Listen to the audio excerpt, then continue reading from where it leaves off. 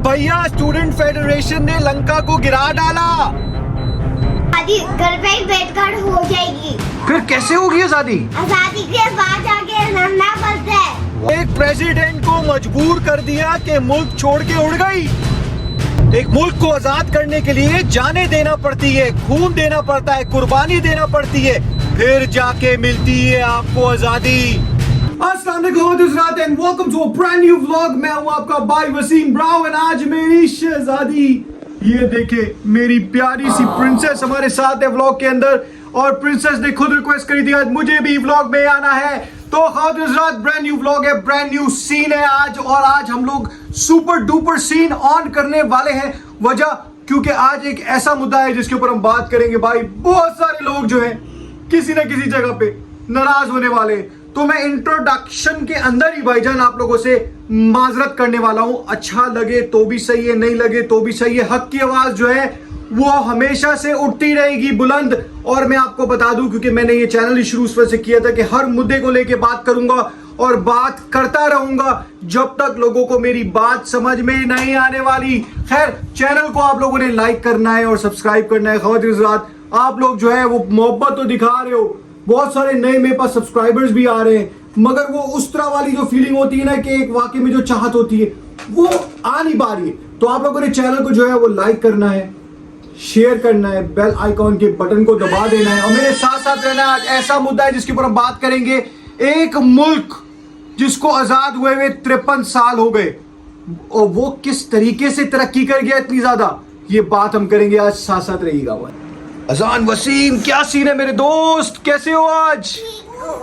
अरे यार, आपका व्लॉग तो बड़ा पसंद किया गया है, लोगों ने बोला अजान ने पूरे का पूरा व्लॉग बना डाला। भाई जी, मैं तो साइकिल भी लेने गया था। मैं कह रहा हूँ आज का टॉपिक पता है क्या है आज का टॉपिक? भाई आप तो आजादी के घर पे बैठकर बैठे रहे, तो जैसे आजादी घर पे ही बैठकर हो जाएगी। फिर कैसे होगी आजादी? आजादी के बाद आगे लड़ना पड़ता है। वाह ये सब करना पड़ता है। क्या अगर आपको आजादी चाहिए उसके लिए आपको कहीं ना कहीं किसी न किसी जगह पे जाके निकलना जरूरी है। आज का जो मुद्दा है वो मुद्दा ये है कि शेखा हसीना को कैसे आपने कुर्सी से हटा दिया। The Bangladesh right is an example, इतनी बड़ी आपके लिए एक एग्जाम्पल बन गई है वो, ये मैं आपको क्या बताऊं। ये वाकया कुछ इस तरीके से रुक ले गया कि भाई 16 जून को ये शुरू हुआ और कुल मिला के कुछ मेरे ख्याल से 6 अगस्त को जाके सारा सिलसिला जो है वो खत्म हो गया। अब मुद्दा था क्या? मुद्दा था भाई, एक स्टूडेंट फेडरेशन थी बांग्लादेश के अंदर। वो कहती है भाई आप ये जो नौकरियां हैं, हम लोग जो पढ़ रहे हैं, डिग्रियां हासिल कर रहे हैं, वो किस चीज के लिए कर रहे हैं? इस चीज के लिए कर रहे हैं कि हम लोग हासिल करने के बाद जो है वो चिप्स के ठेले जाके लगाएंगे, या हम लोग आलू बेचेंगे, या हम लोग कुछ और करेंगे। नहीं भाई, उन्होंने सीधा सीधा मुद्दा उठाया, ये जो गवर्नमेंट की नौकरियां हैं ये आप किसको प्लेट में रख रख के दे रहे हो? भाई ये ऐसा क्यों हो रहा है?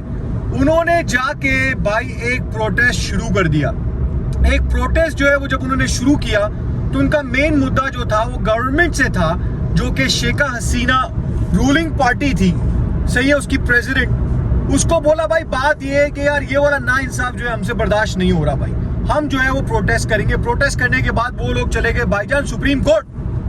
सुप्रीम कोर्ट में जाने के बाद सुप्रीम कोर्ट ने रूलिंग दे दी उनके फेवर के अंदर कि भैया बात ये है कि आप लोग जो है वो बात सही कह रहे हो, आप लोगों की जॉब का मसला है, ये बात तो बिल्कुल सही है भाई। आगे जाके गवर्नमेंट की नौकरी आप लोगों को मिलना चाहिए ना, कोई कोटा सिस्टम होना चाहिए ना, तो भाई उसके फेवर में दे दी।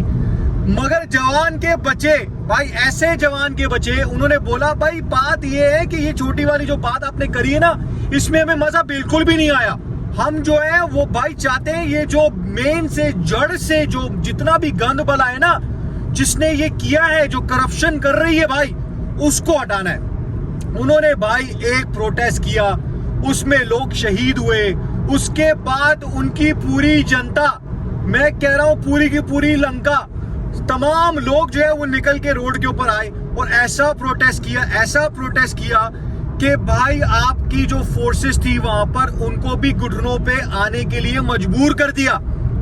उन्होंने भी बोला कि भाई आप जो है गवर्नमेंट वाले एक बात सुनो, ये बच्चे जो है इनका नेक्स्ट लेवल का सीन हो गया है, आप लोग यहां से रवाना हो जाओ। और रूलिंग पार्टी की प्रेसिडेंट शेखा हसीना क्या किया भाई, रातों रात ही फ्लाइट पे बैठी और रवाना हो गई। मुद्दा क्या, जंग ऐसी थी जिसमें स्टूडेंट फेडरेशन जवान नस्ल यार, जवान नस्ल रोड पे निकल के एक बाजी लेके चली गई और दिखाया कि इस तरीके से जो है मुल्क को आजाद किया जाता है। मगर बात यह है कि मुल्क को आजाद तो किया जाता है, मगर हमारे यहाँ सिलसिला क्या है ये भी सुनो जरा। आजादी के लिए तो भाई जिद्दोजहद के बगैर तो कुछ भी नहीं हो सकता। देखो आपके लिए प्राइम एग्जांपल्स है ख्वातीन हज़रात, खुसूसी तौर पे मैं आप लोगों से बात इस वजह से कर रहा हूं ताकि आप लोग मेरी बात को समझो और समझने के बाद आप लोग जो है थोड़ी सी अकल और होश के नाखून पकड़ो। यार देखो आप लोग यहाँ पे चिल्ला चिल्ला के घर पे बैठ के बोलते हो आजादी आजादी आजादी आजादी, मगर आजादी के लिए कोई रोड के ऊपर आज तक हमारे पाकिस्तान के अंदर नहीं निकला। भाईजान हम सबको हमारा कंफर्ट लेवल इतना पसंद है कि पानी के लिए भी हम बोलते हो छोटे पानी लेके आ। हर बंदे ने 3 से 4 पाने जो है वो पाले हुए हैं जो कि उनके तमाम काम करते हैं, कोई खुद से हमसे काम भी नहीं हुआ जाता। तो हम यहाँ पर बैठ के अगर ये बोले कि यार हमें भी आजादी मिल जाए तो नहीं मिलेगी। शर्म आनी चाहिए तमाम लोगों को जो देख भी रहे हैं यार, इस वजह से क्योंकि बांग्लादेश 53 साल हो गए बांग्लादेश को आजाद हुए। कितने? 53।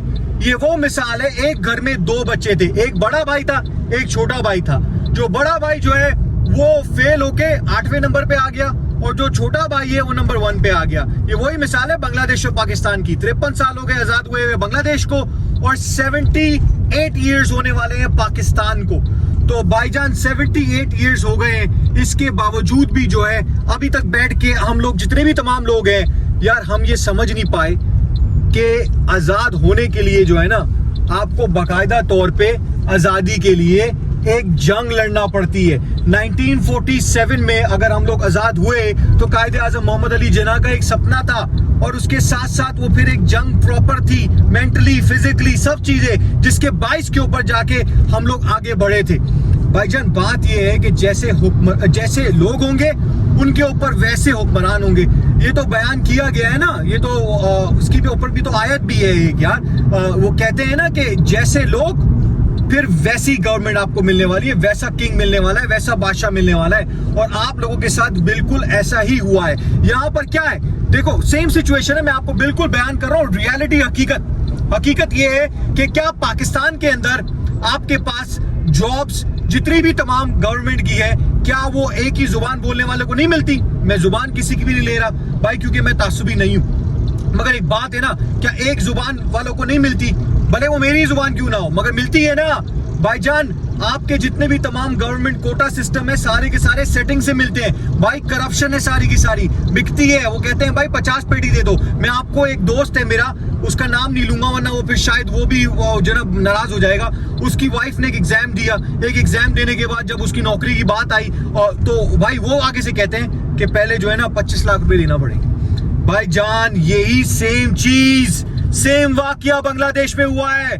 भाईजान बांग्लादेश में सेम चीज हुई है। और स्टूडेंट फेडरेशन में तो अवाम भी नहीं बोल रहा, स्टूडेंट फेडरेशन ने जो है एक आग की तरह ऐसा किया है कि वो फैलती गई और उन्होंने बाकायदा तौर के ऊपर यार एक गवर्नमेंट को गिरा दिया। एक गवर्नमेंट को गिराने के बाद एक प्रेसिडेंट को मजबूर कर दिया और वो प्रेसिडेंट जो है वो मुल्क छोड़ के चली गई है आज की तारीख में। तो यार अगर आप लोग इससे भी ना सीखे तो वेनेजुएला से सीख लो, वेनेजुएला से भी नहीं सीखे तो और बहुत सारी कंट्रीज है, तुर्की से सीख लो, बहुत सारी कंट्रीज है जिसमें लोग निकले हैं, मगर दम होना चाहिए निकलने के लिए। अपने कंफर्ट लेवल में बैठ के कुछ नहीं होता।